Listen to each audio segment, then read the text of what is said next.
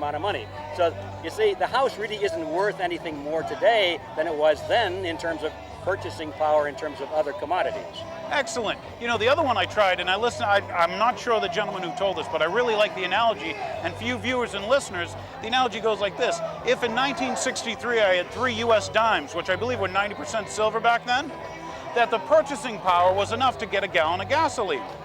And so for you motorists and viewers and people that utilize gasoline, if they still had those 3 1963 or before dimes that were 90% silver, they'd have enough value in their hand, okay, real intrinsic value, just based on the commodity silver in this case, to buy a gallon of gasoline. That's right. So the price of gasoline has not gone up. If anything, you'd consider it going down because our productivity, we can now research, we can find, refine all that better.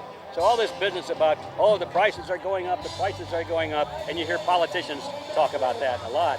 They're just doing that to divert attention away from the real cause, which are the politicians themselves and the Federal Reserve System, which are inflating the currency. They don't want you to think about that. They want you to think about those bad oil companies and those bad landlords. Well, exactly. Keeping the fingers pointed, it looked the other way.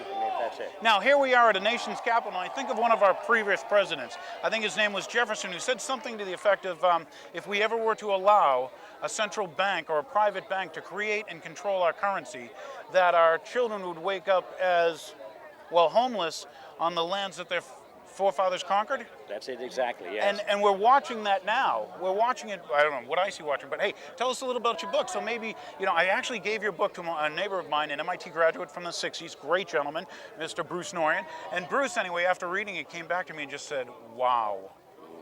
Well, that's really great for me to hear, you know, and I wrote that thing. It's 600 pages, as you know. I finished it. In fact, I really didn't finish the book. I had another box full of notes, a Hope Banker box full of notes. I was going to do some more chapters, and I looked at the 600 pages and said, you know, this is too much as it is. I just have to stop it here, because if they don't get the picture by now, they're never going to get it. So, hey, they're singing the Star Spangled Banner. Stop.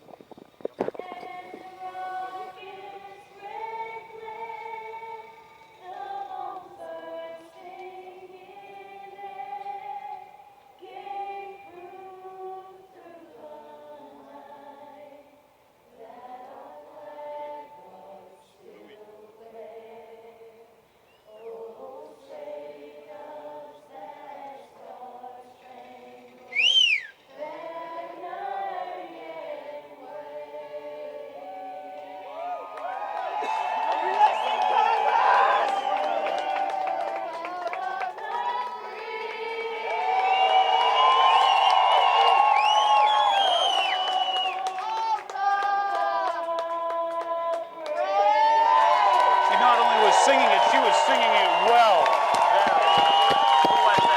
I don't know, we're going to find out though. Yeah. Mr. Griffin, maybe I'll catch you a little bit later. Sure. Okay, thank you. Stay withheld. So you see, prices really haven't gone up. Gas hasn't gone up. Housing hasn't gone up. Groceries have not gone up. The fact is that the value of the dollar is going down, and that's a result of the Federal Reserve System. That's a result of the scam. And you are the victim, because that means you're losing your purchasing power. Every dollar that you earn, every dollar that you invest, every dollar that you put in some kind of a monetary or dollar-denominated investment, whether it be a savings account or an insurance policy or a retirement fund, anything that's based on dollars, every day that passes, a little bit of that value is chiseled away, It's like going into the casino. You know that when you put that quarter or that dollar into the slot machine, you may win now and then, but overall, a certain percentage of every amount of your bet is taken by the house. A certain percent every time you pull the handle. Every time you make an investment or a financial transaction in America today, this giant Federal Reserve casino, they take a little percentage of your money. And the longer you stay in that game, the more they take from you. So that at the point, at the end of your productive lifetime, after, say, 40, 50, 60 years of earning your money, they have taken about 98% of it. And you don't even know it, or many people don't even know. They think it's inflation. They think the money just went up to heaven someplace. No, it didn't go up to heaven. It went to the federal government and to the banks that are partners in the Federal Reserve System. So that's how you are the victim. They're stealing money from you.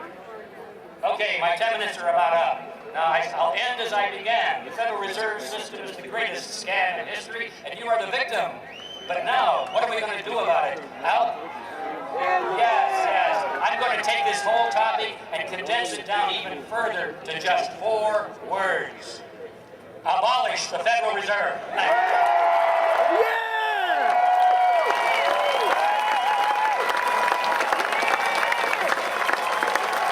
This is the real story. Here we are in Washington, D.C., and with us we have a great man. And I met his son, and I made sure his son realized that his father was a great man. And that was, we have Mr. Joe Bannister. Joe, thank you for coming.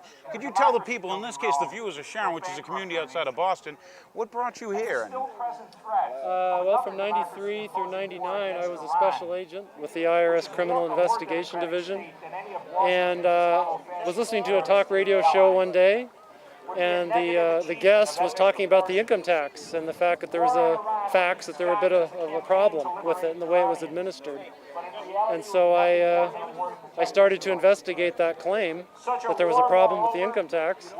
And after about 2 years of part-time research, concluded that she was right and that I couldn't continue in that job any longer, knowing what I knew. So I confronted my supervisors in the IRS. I showed them the evidence that I had accumulated and validated, and they didn't want to hear it. They said they weren't going to answer any of my questions, they weren't going to address any of my concerns, and they invited me to resign. So realizing that I burned a bridge or two, I thought that it might be better to resign while I still had my good reputation intact at the IRS, because typically they will try to smear a good reputation so that no one will believe you. So I basically resigned. I resigned on February 25th, 1999. So it's been nearly 10 years. And, you know, my activism really just consists of going to events like this when I'm invited and telling my story. So it's not real complex. Still, it's pretty wonderful. And the reason I think it's wonderful, I'm going to make certain that my children actually get to see this, because I want them to see what a real man is and what a real man does. It's hard to believe nowadays that, you know, in this audience maybe we have pretty much an aware audience, but as you go outside the realm and you get into the mass media, most people have no concept and won't probably take the time to find out what is constitutional and what is not, and what is right and what is wrong. And many people get used to just cheating a little or just getting, you know, and first of all, I've got to shake your hand, because there are a few times I meet men who can look in the mirror and I know that they're good men, and they know it also. Nice of you to say, but I think the problem is I didn't think that what I did, speaking up, asking questions, was really that rare or unusual. But unfortunately, after nearly 10 years since I've done it, there haven't been a whole lot, hardly any, that have followed me out the door. So that's what's kind of a shame. Like I say, what I did, I think, is what most people, nearly everyone, should be able to do. Look at the facts, make a judgment, and then act upon it. And it's just sad that that's more rare than I thought. Now, if I could, your thoughts on Ron Paul, since we're at a Ron Paul rally march. Well, I'm very enthused about Mr. Paul, Dr. Paul, I should say. I've actually had the opportunity to appear with him in various venues. He's just a great man, and it's wonderful to have a candidate that's reached the level of, you know, a mainstream presidential candidate who thinks like we think. And when I say we, it should be like we the people, not just our agenda or our faction, but Americans who just know what the Constitution says and wants their government to follow it. It's a pretty simple message. Have you, by any chance, had an opportunity to read G. Edward Griffin's book, The Creature from Jekyll Island? I did. In fact, that was one of the first books that I read in my enlightenment process. And it was very, very instrumental in painting a big picture for me about how everything works. And I also discovered at that point that the income tax and the Federal Reserve Act came into being at the same time, 1913. Not a coincidence. Well, and the other thing is, when you find out that it was Nelson Aldrich who brought the bill forth, or brought the legislation forth, and then we remember that banker. His name was, that's right, Nelson Rockefeller. I guess his middle name being Aldrich. Interesting thoughts, but first off, once again, I want to thank you for being out here. I want to thank you, and my viewers, if you would, please find out. Do you have a radio show and stuff?